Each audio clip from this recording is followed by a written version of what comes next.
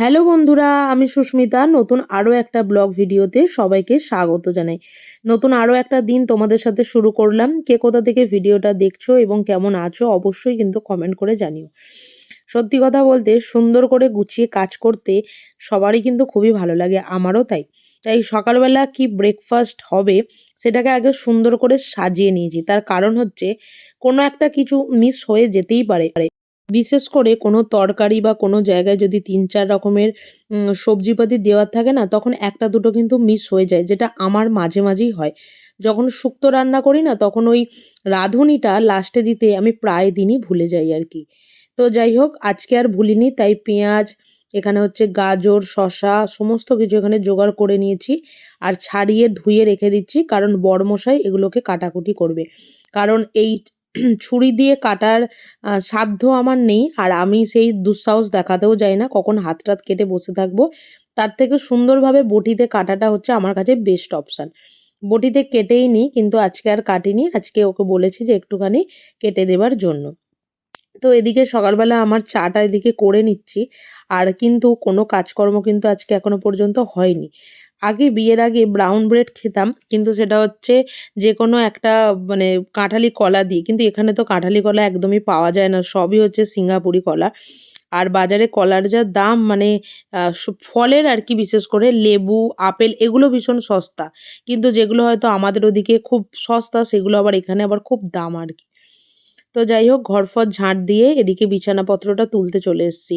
আর আজকে এই বিছানার এই যে ওপরের এগুলো আছে, জানালাটা আছে, সমস্ত কিছু না ধুলো পড়েছে। তো সেটাকেই পরিষ্কার করব। কিছুই নয়, সপ্তাহে ২ দিন তো করতেই হয়। যেহেতু এদিকে টুকটাক জামাকাপড় ১টা ২টো হয়তো কোথাও থেকে আসার পর একটু চাড়িয়ে রাখলাম। তো সেই কারণের জন্যই এটাকে পরিষ্কার রাখা। আর ওই যে মোছার পরে কতটা ধুলো আরকি। আর এখানে তো থাকে আমাদের বোরোলিন, তারপরে থাকে হচ্ছে এখানে জোয়ান, ফোনের চার্জারের এই বোর্ডটা, সমস্ত কিছু যাকে বলা হয় আরকি।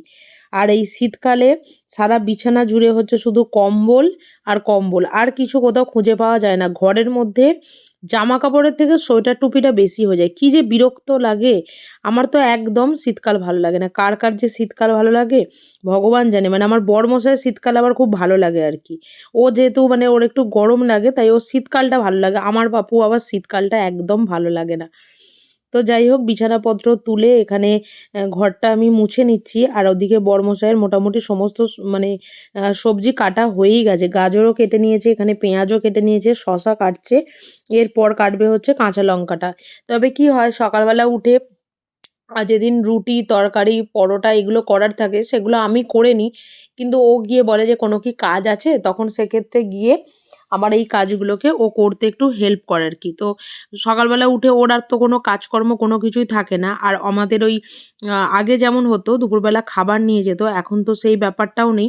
তাই সকালবেলাটা বলতে পারো অঢেল টাইমই পাওয়া যায় আরকি। তো এদিকে এই যে ডিমের অমলেটটা আরকি বানিয়ে নিচ্ছে। আর ওদিকে আমাদের পাউরুটিগুলো সেকাও হয়ে গেছে। পাউরুটিতে একটু মেয়োনিজ দিয়ে দিয়েছে। দিয়েছে হচ্ছে একটু গাজর, পেঁয়াজ। আজকে টমেটোমটা দেয়নি, বিশেষ করে আমার খুব একটা ভালো লাগে না। একটু শসা আর ওপর থেকে দিয়ে দিয়েছে হচ্ছে কাঁচা লঙ্কা আর ডিমটা। সকালবেলা খুব ইজি ব্রেকফাস্ট হচ্ছে এটা, আমার মতে বলে আরকি। রোজ তো একঘেয়ে রান্না খেতে ভালো লাগে না কারো, তাই সেক্ষেত্রে এটা খুব ইজি আরকি। তো আজকে বাড়িতে বানাবো হচ্ছে দই কাতলা। আগে খুব বানাতাম। তো এখন আর একদমই মাছ খুব একটা দেখেছেন আমার ব্লগে খাওয়াও হয় না। মানে এই সপ্তাহে খাচ্ছি, তো পরের সপ্তাহে মাছ আর খাওয়াও হয় না। তো সেই কারণের জন্য কিছু বানানোও হয় না। আর দই কাতলা করলে আমার বাড়িতে আর কোনোরকম কোনো তরকারি, কোনোরকম কোনো ভাজাভুজি কোনো কিছুরই প্রয়োজন হয় না। কারণ ১ম বার যখন আমি দই কাতলা বানিয়েছিলাম, তখন তার সাথে খুব সম্ভবত আমি আলু ভাজা বানিয়েছিলাম। তো মানে আলু ভাজাটা পড়েই ছিল। ওটা রাতে রুটি দিয়ে খেতে হয়েছিল। আর দই কাতলা দিয়ে আমাদের সম্পূর্ণ ভাতটা খাওয়া হয়ে যায় আরকি। কারণ গ্রেভিটা একটু থাকে, যেহেতু পেঁয়াজ বাটা, সমস্ত কিছু বাটা দিয়ে এটা করা হয়। তো যে কারণে কোনোরকম কোনো প্রবলেম হয় না। আর উম দই কাতলা করতে গেলে না আমার মনে হয় যে মাছের পিসগুলো একটু যদি বড় হয়, মানে ওই ১ কিলো বা ১.৫ কিলো ওজনের মাছগুলো হলে বেশি ভালো হয়। কারণ আমাদের ২ সপ্তাহ ধরে ৫০০ ওজনের যে মাছ সেটা আনা হচ্ছিল। খাওয়া কেন যায় না? খাওয়া অবশ্যই যায়, কিন্তু তবুও আ ওটা হলে বেশি ভালো হয় আরকি।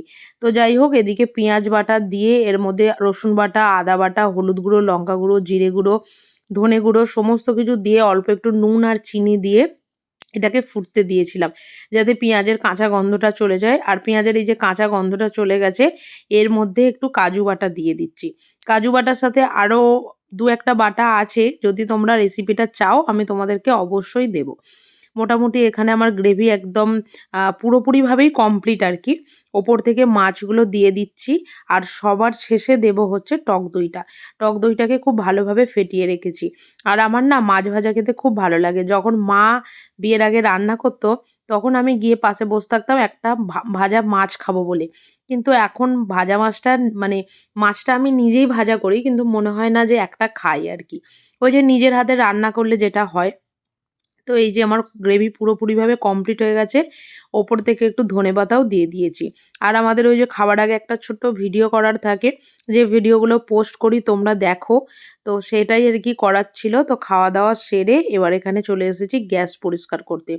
আর মাছ না খেয়ে, খেয়ে হয়তো এরকম একটা বদ অভ্যাস হয়ে গেছে যে যেদিন এই মাছ হয় এত বেশি গন্ধ লাগে নাকে, যা বলার নয় আরকি। তো যাই হোক চলো, রান্নাঘর পরিষ্কার করে এবার বাসনপত্র মানে মেজে ধুয়ে নিই। আর আজকের ব্লগটা এখানেই শেষ করছি। যদি কিছু ভালো লেগে থাকে একটা লাইক করো, শেয়ার করো, চ্যানেলটি সাবস্ক্রাইব করে পাশে থেকো। দেখা হবে নতুন আরো একটা ব্লগ ভিডিওতে, নতুন আরো একটা দিনের সঙ্গে খুব তাড়াতাড়ি। সুস্থ থাকবে, ভালো থাকবে। আর ব্লগটা কেমন লাগলো অবশ্যই কিন্তু কমেন্ট করে জানিও। টাটা।